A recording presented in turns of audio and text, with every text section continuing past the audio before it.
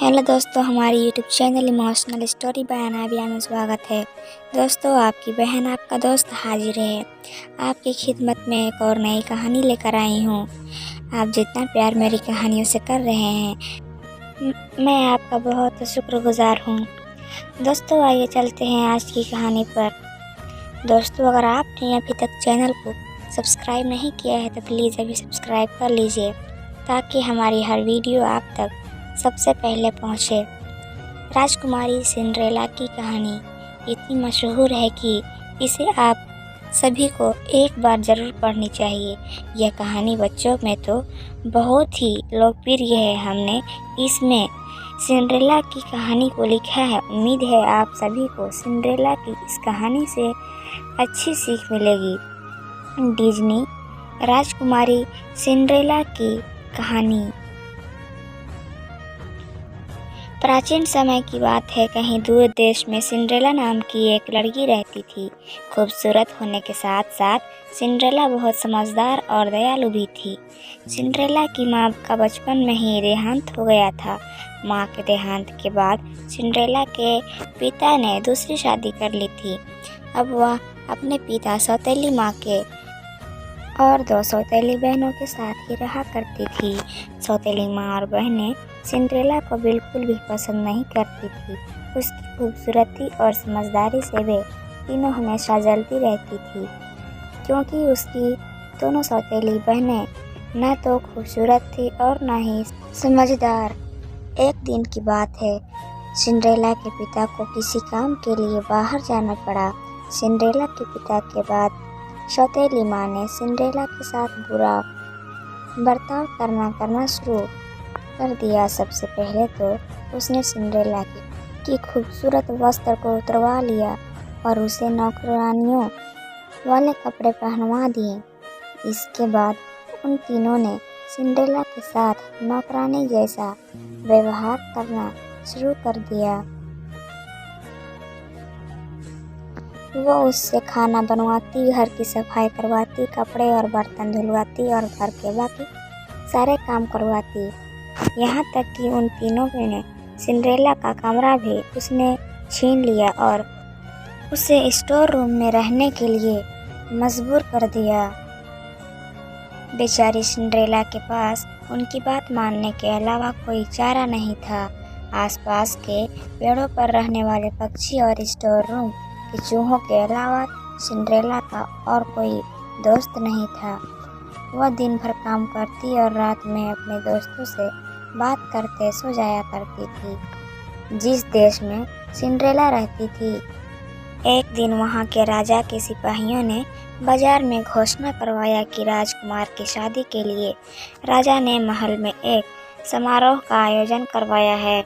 इस समारोह के लिए उन्होंने नगर की विवाह योग्य सभी लड़कियों को आमंत्रित किया है। सिंड्रेला की बहनों ने जैसे ही यह घोषणा सुनी, वे दोनों दौड़ती हुई अपनी माँ के पास पहुंचकर उन्हें सारी बात बताई। उनकी माँ ने कहा कि इस समारोह में सबसे सुंदर तुम दोनों ही लगोगी। राजकुमार का विवाह तुम दोनों में से किसी एक के अलावा किसी और के साथ नहीं होगा। इस बात को सिंड्रेला ने भी सुना और उसके मन में भी समारोह में जाने का इच्छा हुई, मगर इस बारे में अपनी सौतेली माँ से बात करने में उसे बहुत डर लग रहा था। उसकी सौतेली माँ और बहनें समारोह में जाने की तैयारी करने लगी। उन्होंने नए कपड़े सिलवा लिए और नए जूते भी खरीद लिए। वो दोनों हर रोज़ इस बात का अभ्यास करती थी कि जब वो राजकुमार से मिलेगी तो क्या बात करेगी और कैसे बात करेगी। आखिरकार समारोह का दिन आ ही गया। दोनों बहनें समारोह में जाने के लिए बहुत उत्साहित थी। उन दोनों ने सुबह से ही समारोह में जाने की तैयारी शुरू कर दी थी। सिंड्रेला ने भी अपनी दोनों बहनों की मदद की।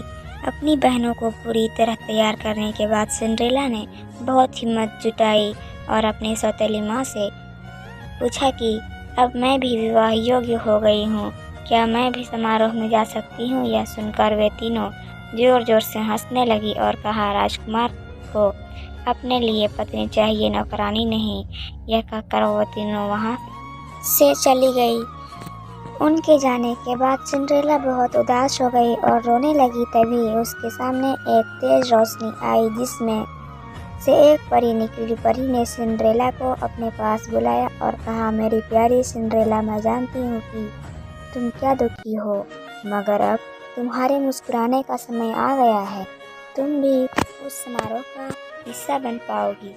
इसके लिए मुझे सिर्फ एक कद्दू और 5 चूहों की ज़रूरत है। सिंड्रेला कुछ समझ नहीं पाई, मगर फिर भी उसने बिल्कुल वैसा ही किया जैसा परी ने कहा।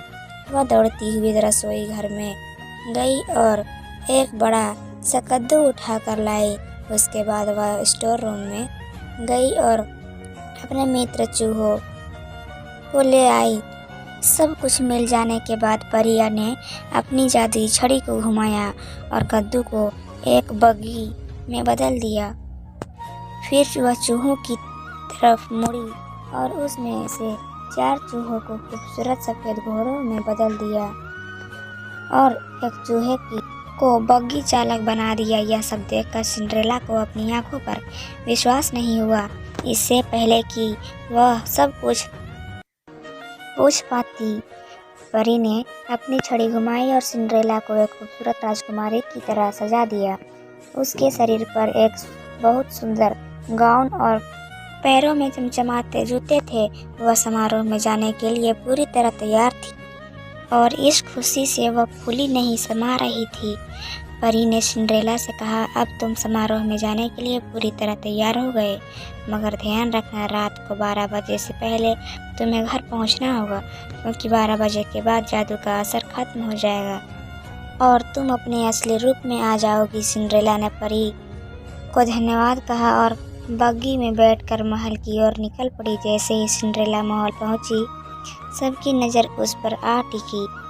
उसकी सौतेली माँ और बहनें भी वही थी, मगर वह इतनी खूबसूरत लग रही थी कि वे तीनों उसे पहचान नहीं पाई।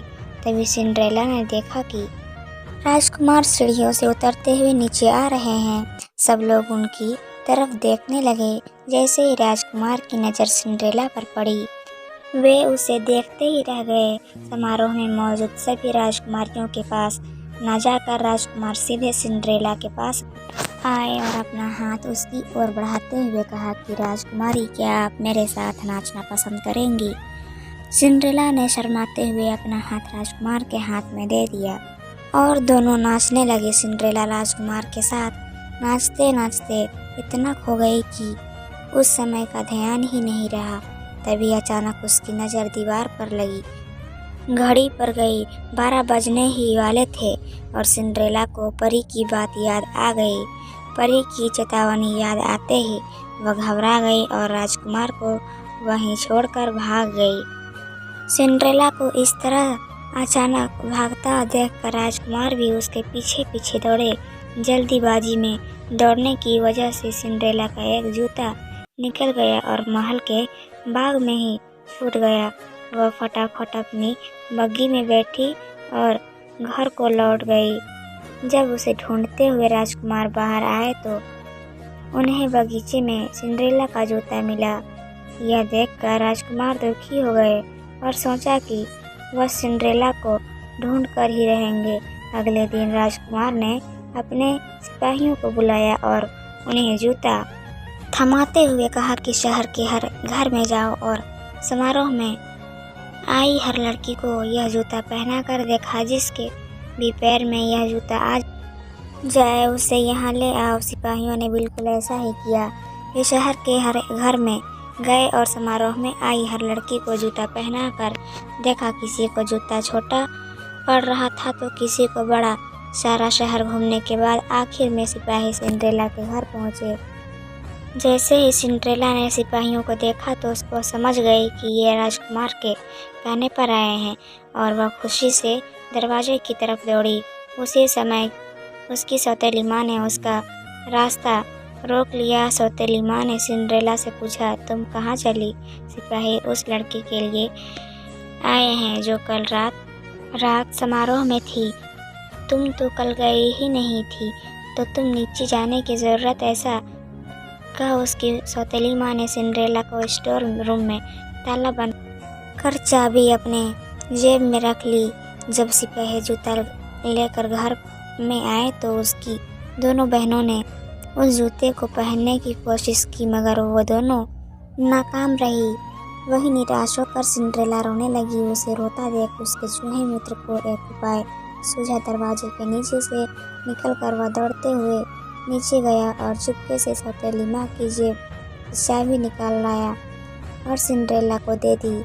चाबी मिलते ही सिंड्रेला ने दरवाज़ा खोला और दौड़ती हुई नीचे गई। सिपाही महल की ओर लौट ही रहे थे कि तभी उन्हें सिंड्रेला की आवाज़ आई, मुझे भी जूता पहन कर देखना है।